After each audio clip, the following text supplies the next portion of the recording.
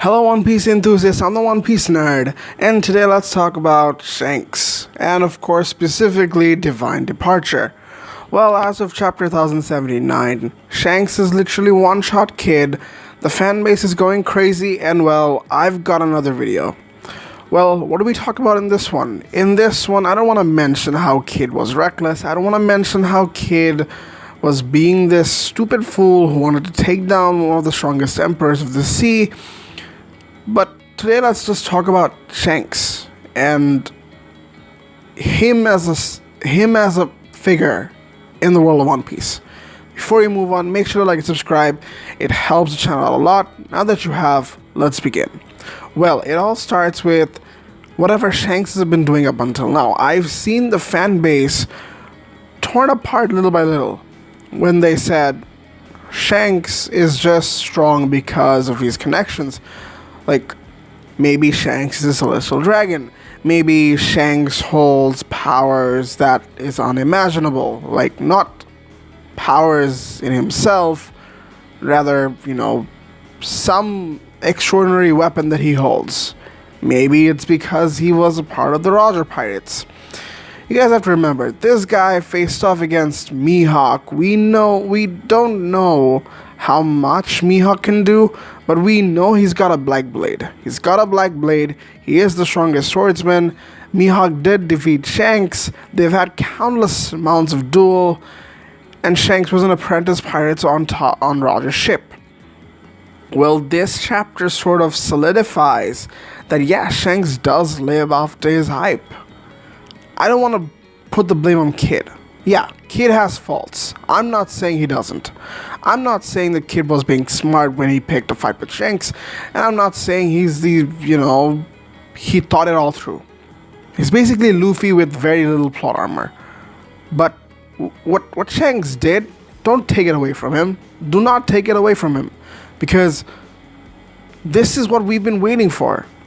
If Shanks did not do this, it would have been a letdown. Shanks have been known to keep the balance within the world of One Piece where people do not want to fight him. Remember, this guy went to Whitebeard to talk to him face to face. He challenged, Whitebeard was not at his prime. It wasn't straight up duel, but it was something. Whitebeard was not in his prime, but he was pretty strong. You know how hard he beat down Akainu.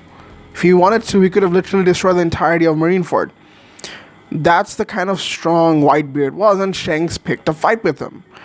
Regardless of them being old friends or, allies of some sort, Shanks still picked a fight with Whitebeard. And with that being said, you have to respect the fact that Sengoku, when Shanks showed up in the battlefield, Sengoku decided to withdraw. Blackbeard decided not to fight him. Kaido was stopped from going to Marineford.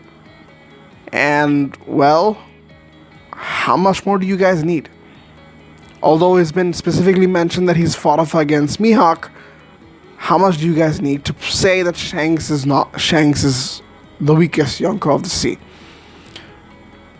Now, then again, it's debatable whether or not Kaido is actually stronger than Shanks.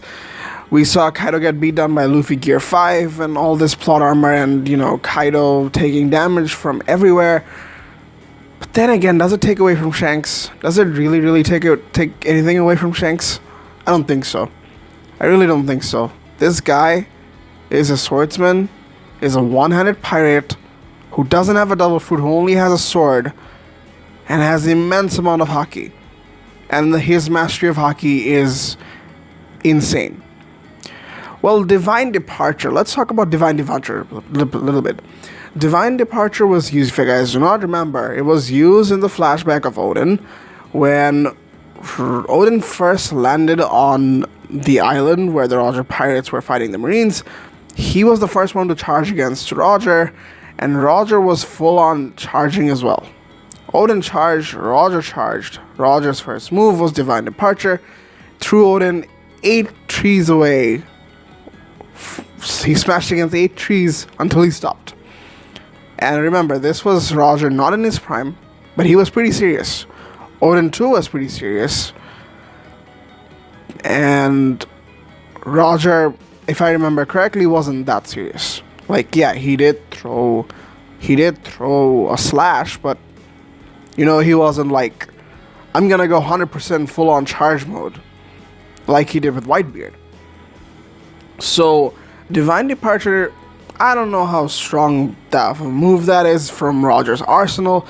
I'd like to believe that this is one of Roger's basic moves, or rather go-to moves, sort of the same way it is for Luffy to use his Gum Gum no pistol. And Shanks, of course, being the apprentice of Roger, would pick it up. And I'd like to say he has more. He really has more. And, well, what does it say about Shanks? He's Haki Mastery. Like, yeah, it was simply basically imbuing Haki into his sword and then throwing a slash. But really, is that it? Is that really it? I'd like to believe this is Advanced Conquerors and Rio combined. Because Kid and Killer, they have insane endurance. Not insane as Luffy's, but pretty insane. And to be cut down by Shanks with one move, I'd like to believe this move is way stronger than what you guys think on the surface level. And it's more like Shanks knows some sort of mastery of Haki that Luffy has yet to master, or we as a fan base have yet to know. And I'd like to believe that when Shanks finally faces off against Luffy, we get to realize more of Haki. And that is the time when Luffy will understand the true essence of Haki. And that will take Luffy to where he needs to go to fight off against, whether it be Blackbeard or the world government. Shanks, we know that when you have one thing to master, and one thing to master only, remember, Luffy has two things to master. He's got his Devil Fruit, which is insanely complex, and he needs to think creatively every single battle to basically find something new to defeat his opponents, and he needs to master Haki. Yeah, granted, Kaido did say that the mastery of Haki is the the key to basically conquering the seas. Luffy still needs to master his Devil Fruit because it's still in his arsenal.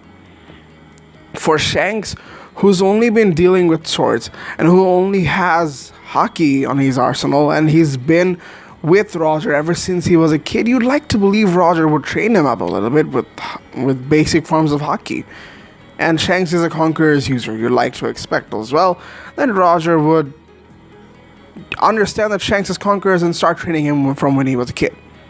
Now, after the Roger Pirate is disbanded, Shanks had time to himself. It maybe really was there for him at some point. He went out to sea, he fought off against people. He probably got a master at some point who trained him in Haki, and he had all that time to basically focus on Haki and swordplay. Like, you'd expect him to have a better mastery of Haki than anyone else we've seen thus far. And this should put a stop to the arguments of Shanks being the weakest Yonko. They should also put into perspective that, yeah, Shanks is no one to be taken lightly. And from here on out, if Shanks is coming into play, whatever Shanks did now, it's going to get way worse. I'd like to believe this is just the baseline of what Shanks can do. There's still a lot more we have yet to see. And let me know what you guys think. Do you think this is his baseline move? Do you think this is his go-to move? And what was it about? Like, really, what's Shanks all about? Do we get to see more stuff from Shanks in the perspective of Haki? Something that we haven't realized yet. And if you guys enjoyed, make sure to like and subscribe. Have a great day, and peace.